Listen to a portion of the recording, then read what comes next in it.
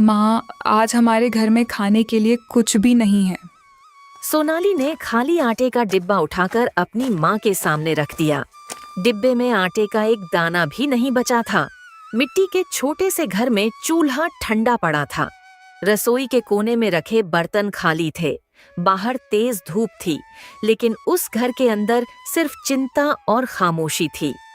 बेटी, मैं जानती हूँ, सुबह से कई बार रसोई देख चुकी हूँ, लेकिन घबराना मत। भगवान ने चाहा तो आज भी कोई रास्ता जरूर निकलेगा। माँ, तुम हर बार यही कहती हो, लेकिन कब तक? हमारे पास न कोई रिश्तेदार है, न कोई अपना। इस दुनिया में सिर्फ तुम हो। माँ ने कुछ नहीं कहा। वह धीरे से अपनी बेटी के पास आई और उसके सिर पर हाथ फेरने लगी। उसकी आंखों में आंसू थे, लेकिन वह चाहकर भी रो नहीं रही थी, क्योंकि उसे पता था कि अगर वह टूट गई तो उसकी बेटी भी टूट जाएगी। गरीबी सिर्फ जेब को खाली नहीं करती, वह इंसान की हिम्मत की भी परीक्षा लेती है। कई बार ऐसा लगता है कि अब आगे कोई रास्ता नहीं बचा, लेकिन सच यही है कि सबसे अंधेरी रात के बाद ही सबसे उजली सुबह आती है। उस दिन माँ बेटी को बिल्कुल भी अंदाजा नहीं था कि उनका सबसे मुश्किल दिन ही उनकी सबसे बड़ी सफलता की शुरुआत बनने वाला है। सोनाली धीरे धीरे रसोई में गई। उसने हर डिब्बा खोलकर देखा, कहीं कुछ नहीं था। फिर उसकी नजर एक छोटी सी टोकरी पर पड़ी। उसने टोकरी उठाई, उसमें सिर्फ 3 आलू रखे हुए थे। सोनाली के चेहरे पर अचानक हल्की सी मुस्कान आ गई। क्या हुआ बेटी? माँ, भगवान ने सब कुछ नहीं छीना। देखो, हमारे पास अभी भी 3 आलू हैं। 3 आलूओं से क्या होगा? यही 3 आलू हमारी किस्मत बदलेंगे। मैं समझी नहीं बेटी, तुम आखिर कहना क्या चाहती हो? जरा मुझे भी ठीक से समझाओ, तुम्हारे मन में क्या चल रहा है? माँ, पूरे मोहल्ले में तुम्हारे हाथ के आलू पराठों की तारीफ होती थी। लोग कहते थे कि तुम्हारे जैसा स्वाद कहीं नहीं मिलता। अगर लोग इतने शौक से खाते हैं तो हम उन्हें बेच क्यों नहीं सकते? माँ कुछ पल तक चुप रही। उसके चेहरे पर उम्मीद और डर दोनों दिखाई दे रहे थे। बेटी, ठेला लगाने के लिए पैसे चाहिए, आटा चाहिए, गैस चाहिए। हमारे पास तो कुछ भी नहीं है। सोनाली बिना कुछ बोले अंदर चली गई। कुछ देर बाद वह एक पुरानी गुल्लक लेकर वापस आई। मैंने कई सालों से थोड़ा थोड़ा पैसा बचाया था। सोचा था कि किसी दिन तुम्हें नई साड़ी खरीद कर दूंगी, लेकिन अभी हमारी सबसे बड़ी जरूरत पेट भरना है। इतना कहकर उसने गुल्लक जमीन पर तोड़ दी। सिक्कों और नोटों की आवाज पूरे घर में गूंज उठी। दोनों ने मिलकर पैसे गिने। कुल 3000 रुपये थे। माँ की आंखों से आंसू बह निकले। तूने मेरे लिए पैसे बचाए थे और आज बिना सोचे सब कुछ दे दिया। माँ, साड़ी बाद में भी आ जाएगी, लेकिन अगर आज मेहनत शुरू नहीं की तो शायद कल हमारे पास उम्मीद भी नहीं बचेगी। जिंदगी में कुछ फैसले ऐसे होते हैं जो उसी पल छोटे लगते हैं, लेकिन आने वाले समय में वही इंसान की पूरी दुनिया बदल देते हैं। उस दिन 3000 रुपये किसी अमीर आदमी के लिए शायद कुछ भी नहीं थे, लेकिन सोनाली और उसकी माँ के लिए वही उनकी सबसे बड़ी पूंजी थे। सुबह का समय था। सूरज अभी पूरी तरह निकला भी नहीं था। गांव के चारों ओर हल्का हल्का कोहरा फैला हुआ था। पेड़ों पर बैठे पक्षी अपनी मीठी आवाज में चहचहा रहे थे। दूर दूर तक फैले खेतों पर ओस की छोटी छोटी बूंदें मोतियों की तरह चमक रही थीं। उसी गांव के सबसे किनारे एक छोटी सी मिट्टी की झोपड़ी थी। झोपड़ी की दीवारों में जगह जगह दरारें पड़ चुकी थीं। बरसात में छत टपकती थी और गर्मियों में मिट्टी की दीवारें तपने लगती थीं। उस झोपड़ी में रहते थे धर्मपाल और उनकी पत्नी कमला। धर्मपाल की उम्र लगभग 72 वर्ष थी। सफेद दाढ़ी, झुकी हुई कमर और चेहरे पर गहरी झुर्रियां थीं। देखने वाला यही समझता कि अब यह बूढ़ा आदमी शायद आराम करेगा, लेकिन धर्मपाल की आदत अलग थी। जब तक सूरज नहीं निकलता वह खेत की ओर निकल पड़ता था। कमला भी लगभग 68 वर्ष की थी। उसके हाथों की नसें साफ दिखाई देती थीं। बाल पूरी तरह सफेद हो चुके थे, लेकिन चेहरे पर हमेशा संतोष रहता था। वह कभी गरीबी की शिकायत नहीं करती थी। उसके लिए सबसे बड़ी दौलत उसका पति और उसकी मेहनत थी। उन दोनों की कोई संतान नहीं थी।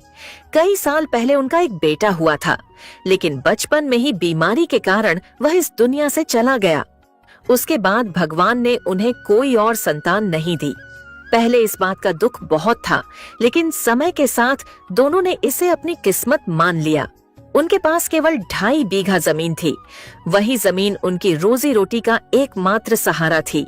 हर सुबह कमला चूल्हे पर 2 सूखी रोटियां सेंकती, कभी नमक और प्याज के साथ, कभी हरी मिर्च के साथ। दोनों अपना नाश्ता कर लेते। उस दिन भी कमला ने मिट्टी के चूल्हे पर रोटियां बनाई। धर्मपाल ने मुस्कुराते हुए कहा, कमला, आज बादल कुछ अच्छे लग रहे हैं। देखो, इस बार तो लग रहा है जैसे भगवान हमारी सुनने वाले हैं। शायद इस बार मौसम हमारा साथ दे, अच्छी बारिश हो जाए और हमारी सारी मेहनत रंग ले आए। भगवान करे ऐसा ही हो। पिछले 3 साल जैसे बीते हैं, वैसे अब और नहीं झेले जाते।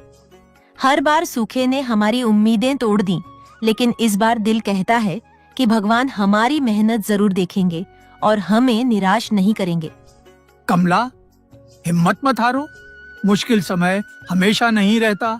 एक न एक दिन हमारी किस्मत भी जरूर बदलेगी। भगवान मेहनत करने वालों की परीक्षा लेते हैं, लेकिन उनका साथ कभी नहीं छोड़ते। मुझे पूरा भरोसा है कि इस बार हमारी मेहनत बेकार नहीं जाएगी। तुम्हारी यही बातें मुझे हर बार हिम्मत देती हैं। भगवान करे तुम्हारी हर बात सच हो जाए। बस इस बार हमारी फसल अच्छी हो जाए, ताकि हमारे घर में फिर से खुशियां लौट आएं। दोनों अपने पुराने बैलों को लेकर खेत की ओर चल पड़े। रास्ते में गांव के कई किसान अपने अपने ट्रैक्टर लेकर निकल रहे थे। उनके खेत बड़े थे, उनके पास आधुनिक मशीनें थीं, लेकिन धर्मपाल के पास केवल लकड़ी का पुराना हल और 2 बूढ़े बैल थे। कुछ लोग उन्हें देखकर हंसते भी थे। धर्मपाल सिर्फ मुस्कुरा देते। उन्हें पता था कि जवाब शब्दों से नहीं, मेहनत से दिया जाता है।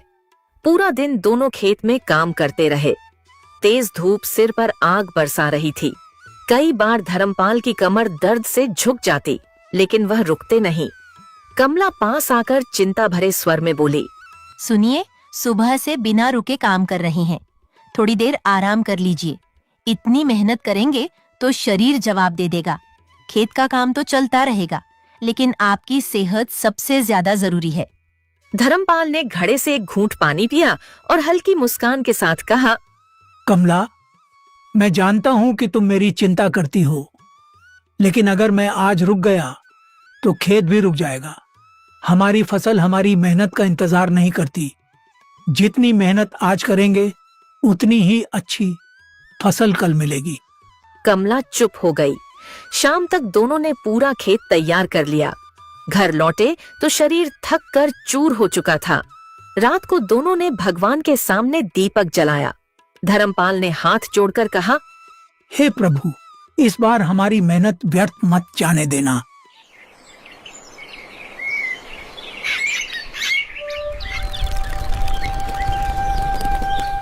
अगले दिन उन्होंने अच्छे बीज बो दिए। अब उन्हें केवल बारिश का इंतजार था।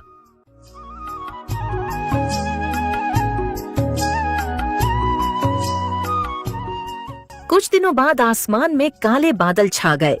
पूरा गांव खुश हो गया। पहली बारिश हुई।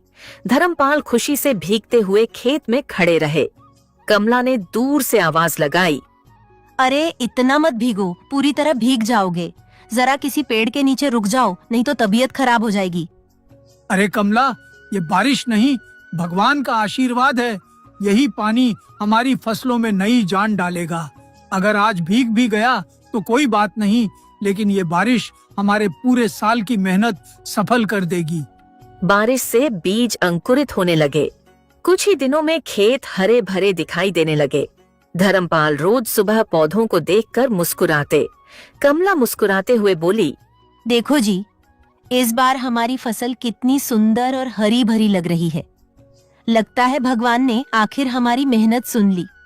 हाँ कमला, इस बार सच में फसल देखकर मन को सुकून मिल रहा है।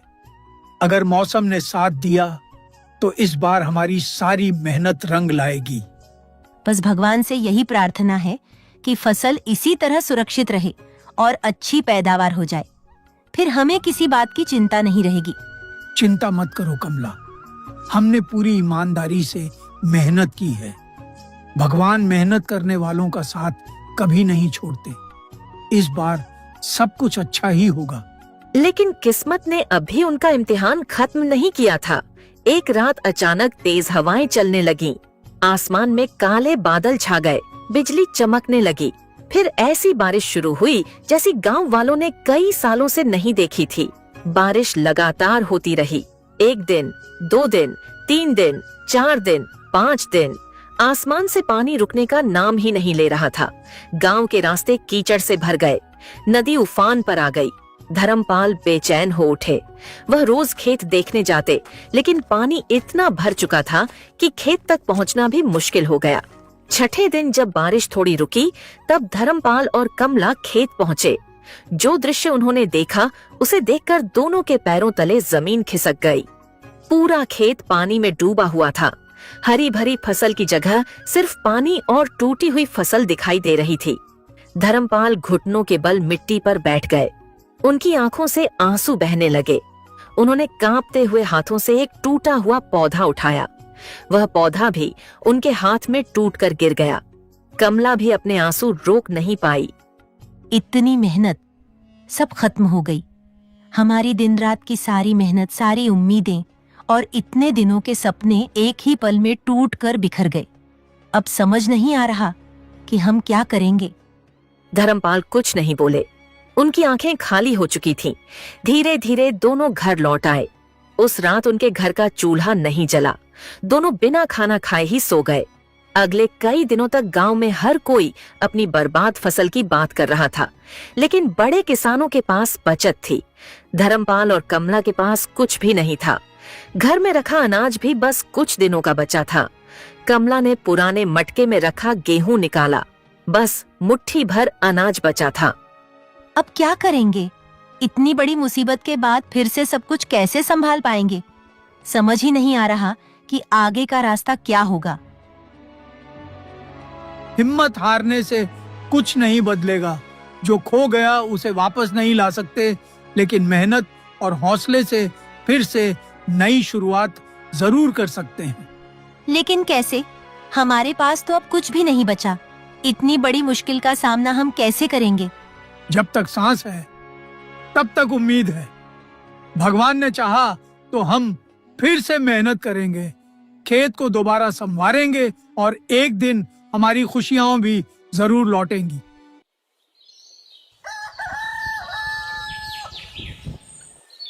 अगले दिन वह गांव के साहूकार के पास जाने का निश्चय कर चुके थे।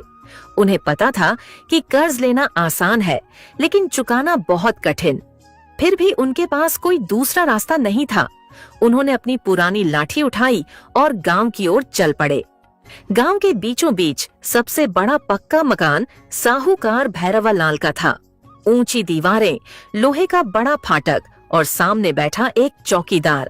धर्मपाल ने धीरे से दरवाजा खटखटाया। अंदर से आवाज आई, कौन है? मैं धर्मपाल। भैरवलाल बाहर आया। उसने ऊपर से नीचे तक धर्मपाल को देखा। भैरवलाल जी, इस बार बारिश ने हमारी पूरी फसल बर्बाद कर दी। घर चलाना भी मुश्किल हो गया है। आपसे हाथ जोड़कर विनती है, थोड़ा कर्ज दे दीजिए। अगले मौसम में जैसे ही फसल तैयार होगी, मैं आपका एक एक पैसा ईमानदारी से लौटा दूंगा। धर्मपाल, हर साल तुम्हारी यही बात सुनता हूँ। कभी सूखा पड़ जाता है, कभी बारिश फसल ले जाती है। अगर इस बार भी अगले मौसम में यही हाल हो गया तो मेरा पैसा कौन लौटाएगा? मुझे भी तो अपने पैसों की चिंता है। मैं आपकी चिंता समझता हूँ, लेकिन मैंने आज तक मेहनत से कभी मुंह नहीं मोड़ा। भगवान पर भरोसा है और अपनी मेहनत पर भी। इस बार भी दिन रात एक कर दूंगा। जैसे ही फसल होगी, सबसे पहले आपका कर्ज चुकाऊंगा। ठीक है, मैं तुम्हें पैसे दे देता हूं, लेकिन इस बार एक शर्त होगी। पहले से 2 गुना ब्याज देना पड़ेगा। अगर मंजूर हो तभी कर्ज मिलेगा। धर्मपाल के चेहरे पर चिंता साफ दिखाई देने लगी, लेकिन उनके पास कोई दूसरा रास्ता नहीं था। उन्होंने कांपते हाथों से कागज पर अंगूठा लगा दिया। जब वे पैसे लेकर घर लौटे तो कमला ने उनकी आंखों में छिपी चिंता पढ़ ली। इतना भारी ब्याज, क्या कोई और रास्ता नहीं था? इतने ज्यादा ब्याज का कर्जा चुकाना हमारे लिए बहुत मुश्किल हो जाएगा। हाँ, लेकिन इस समय हमारे पास कोई और सहारा नहीं था। खेत बचाने के लिए यही रास्ता अपनाना पड़ा। भगवान करे अगली फसल अच्छी हो जाए, तभी ये कर्ज चुका पाएंगे।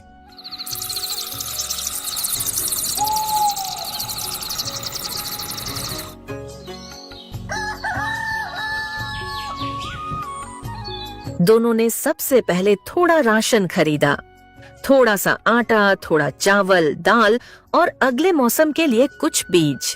घर लौटते समय कमला बोली, कम से कम आज चूल्हा तो जलेगा। उस शाम कई दिनों बाद दोनों ने पेट भरकर खाना खाया, लेकिन मन में चिंता पहले से भी ज्यादा थी।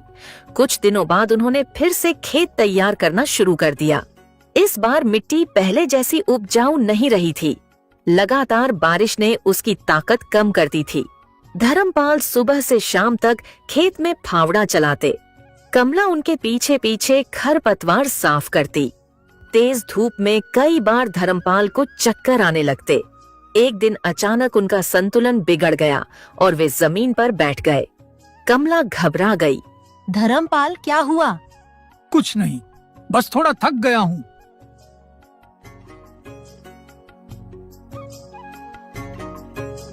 अब आपकी उम्र पहले जैसी नहीं रही। दिन रात बिना रुके इतनी कड़ी मेहनत करना आपके शरीर के लिए ठीक नहीं है। मुझे आपकी सेहत की बहुत चिंता होती है। उम्र हाथों की ताकत कम कर सकती है, लेकिन हिम्मत कभी नहीं। जब तक मुझ में सांस है, मैं मेहनत करना नहीं छोड़ूंगा। एक दिन हमारी मेहनत जरूर रंग लाएगी। कमला की आंखें भर आईं। दिन बीतते गए। घर का खर्च फिर बढ़ने लगा। कर्ज के पैसे भी धीरे धीरे खत्म होने लगे। एक शाम कमला चुपचाप पुराने संदूक के पास गई। उसने कपड़ों के नीचे से एक छोटी सी कपड़े की पोटली निकाली। उसमें उसकी शादी की आखिरी सोने की नथ रखी हुई थी। वह कई वर्षों से उसे संभाल कर रखे हुए थी। कमला उसे हाथ में लेकर देर तक देखती रही। धर्मपाल ने देखा तो पूछा, क्या सोच रही हो? इसे बेच देते हैं।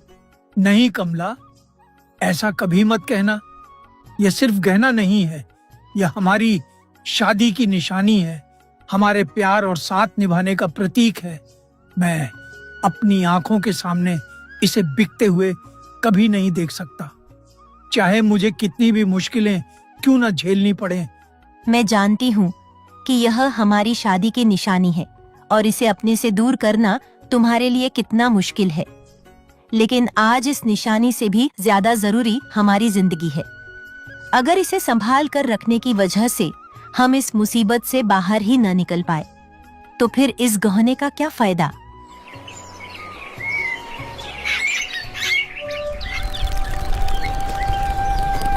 अगले ही दिन धर्मपाल और कमला बाजार गए। कमला ने अपने गहने बेच दिए और उन पैसों से धर्मपाल ने फिर से खेती शुरू की। इस बार दोनों ने पहले से भी अधिक मेहनत और उम्मीद के साथ खेतों में दिन रात काम किया। देखते ही देखते उनकी फसल लहलहाने लगी। जब फसल तैयार हुई तो उसे अच्छे दामों में बेचकर उन्होंने सबसे पहले भैरवलाल का पूरा कर्ज चुका दिया। इसके बाद उनके घर में फिर से खुशियां लौट आईं और दोनों सम्मान और सुकून के साथ एक अच्छी जिंदगी जीने लगे।